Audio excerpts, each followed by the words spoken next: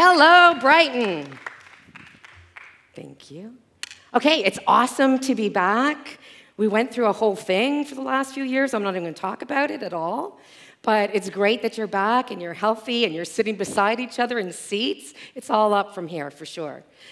So today we're going to talk about some of my heroes, and maybe some of them will inspire some of you. You've probably heard me speak about some of them in the past. I might be repeating a couple of stories, but there'll be some new stuff in there as well.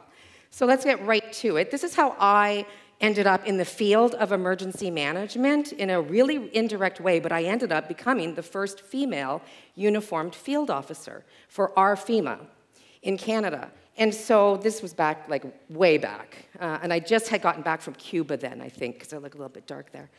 But, so that's how I started. I had no idea what would happen after that. But I think all of you are aware of what this is. For those of you who know already the answer to this, shh. But this is the first time you're seeing me, what do you see there? What is that image of? Sorry? Yeah, exactly. Destruction, devastation, smoke billowing out. That's, of course, what we first look at in that picture. But now let's go to something that this man said. Who knows who this man is? Mr. Rogers. Yes, good. So Mr. Rogers once explained that when he was a boy, the way his mom would make him feel safer during disasters or emergencies was telling him to focus and find the helpers. And that way, that would comfort them to know that people are helping. And also, it then changes your perspective of that disaster, because you're going to see all these disastrous images every day.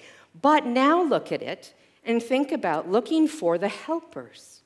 And look at all of them. Most of them on the ground there did not get paid and went through that area for 9 months to clean it up, just because.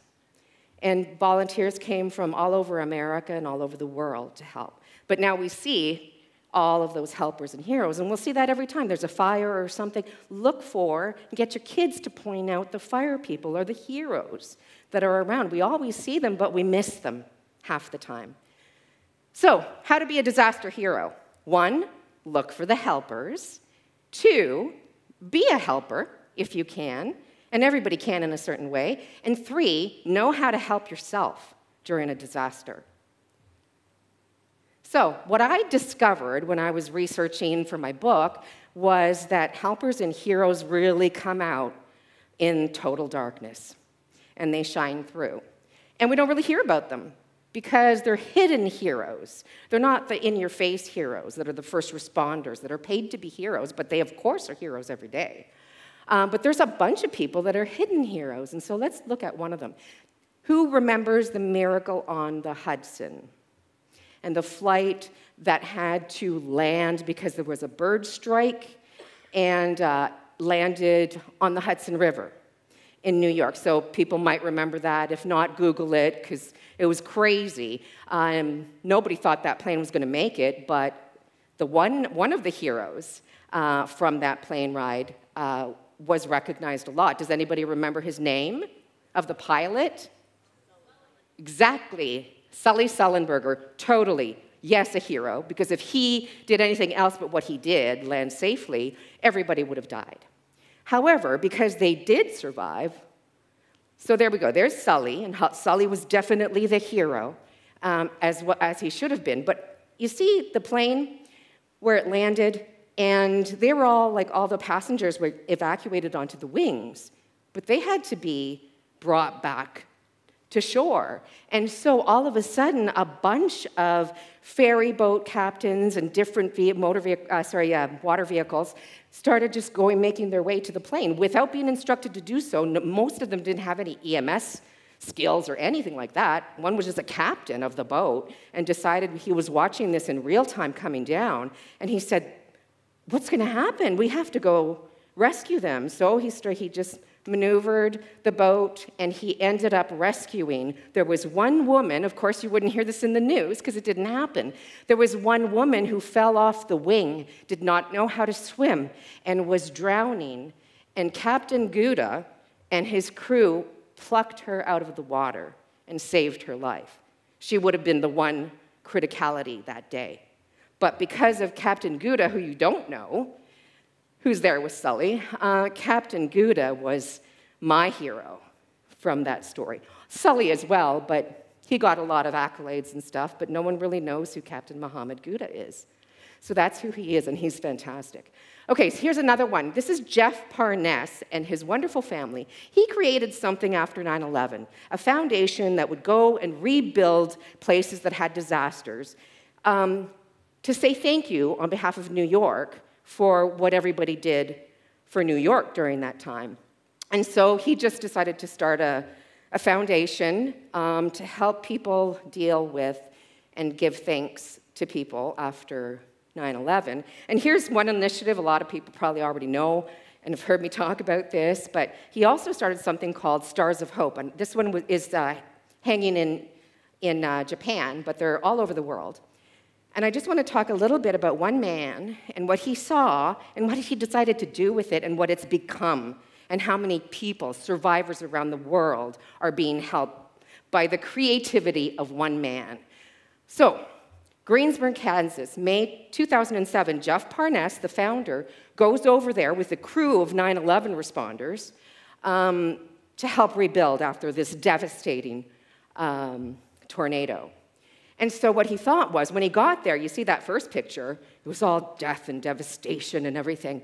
And so he thought, we need to add some color in here, because these families and these kids are coming back, and we don't want them to see that. We want them to see pretty things and note those things. And so he came up with the concept of having kids or volunteers paint these beautiful stars and have a personal message at the back. And then they would hang them in that community, and it was amazing to see how much the spirits were risen just by that act. I want to talk to you too. I'm dedicating this to this man. I spent a lot of time with him. He's a survivor. 90% of his community was devastated and gone from that tornado. But what he chose to do to get by and get over it and help was he realized after that tornado that his dog, Molly, was sort of like a comfort dog without even being trained to be. And kids who were affected and in shelters didn't want to talk to therapists or counselors, but they talked to Molly. And so Matt, all of a sudden, started on a tour bringing Molly over to shelters of other areas that were faced with disasters. Molly passed away a few years ago, but unfortunately, Matt passed away about 2 months ago, and it is from something that's real that I've got to say. One thing that I've been seeing more and more of is secondary traumas and deaths from these kinds of things, and this is exactly what it is. Some of them die by suicide because they want to do more. They're not doing enough, whatever it is. And for him specifically, I believe it was the pandemic, shut everything down on his projects. And but this is on behalf of, this is for Matt Dighton and Molly. So, survivors can be heroes too, as we just saw. In San Bernardino, there was this horrible active shooter attack in 2015. It was 14 people killed, dozens injured. You may not remember it because there have been so many active shooter incidents in between. However, I'm going to show you the good part. So these are all, well, and I'm there too, but these are all survivors from different states who we all assembled. We didn't even know each other, but we all assembled there as soon as the shooting happened. Afterwards, we commissioned a bunch of people to paint stars, and we brought them and we put them all over, and we put them on the big ugly fence that was keeping the view of the devastated area away from people, and we just started up. And then 2 months later, some of the victims or the survivors started seeing our signs and then reading on the back, and one of them got to us and invited us to paint stars with their community. And a lot of them, this was their first time getting out of the house after the event.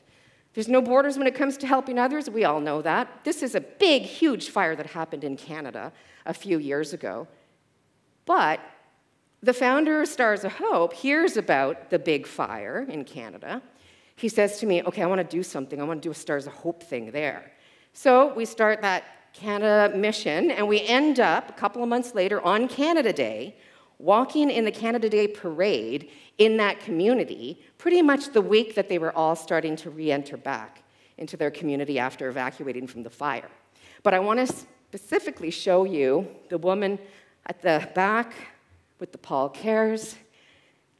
She's a very special person. She came to Canada for the first time to help. She's a San Bernardino survivor. She was the girl who called us to say thank you for the stars.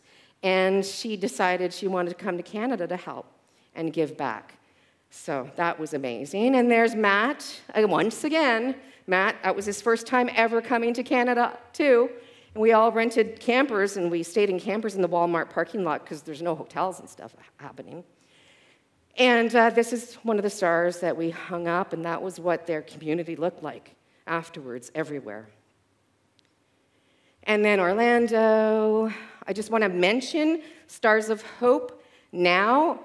Josh Garcia, who used to be a survivor from the Pulse nightclub attack, he was the manager of that nightclub, and now all these things have happened. He is now the new executive director of Stars of Hope and the New York Says Thank You Foundation, so that is very cool.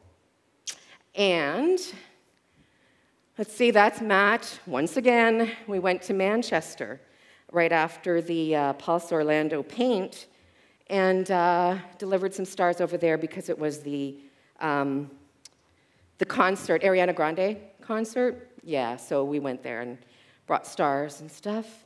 Call to action, just quickly. I know I don't have any time. Yeah, really. So think about how you can become a household hero first, like for your family. Are you safe? Do you know where you're going to go if you have to evacuate? Do you have enough stuff if you have to stay put? That kind of stuff. Think about what you need in a go bag. Go bag meaning it's a big duffel bag. As soon as you're called, you're like, you can go. Better than having to scramble at the last minute.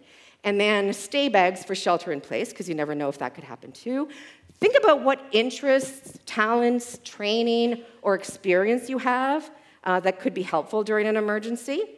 What can you do to help? Well, there's a couple things. Research which organizations you should contact to get on a volunteer list. Highlight your unique skills. Research the most needed positions during an emergency, and take additional training for your preferred hero role.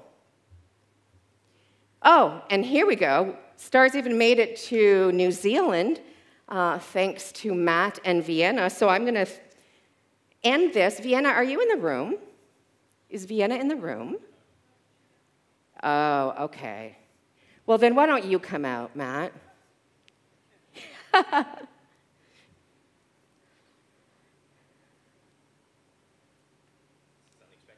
Yeah. So this is a new star that was painted by a wonderful survivor in San Bernardino, and she works for the Humane Society, and she sent it to me because she wanted me to give it to you. Thank you very much.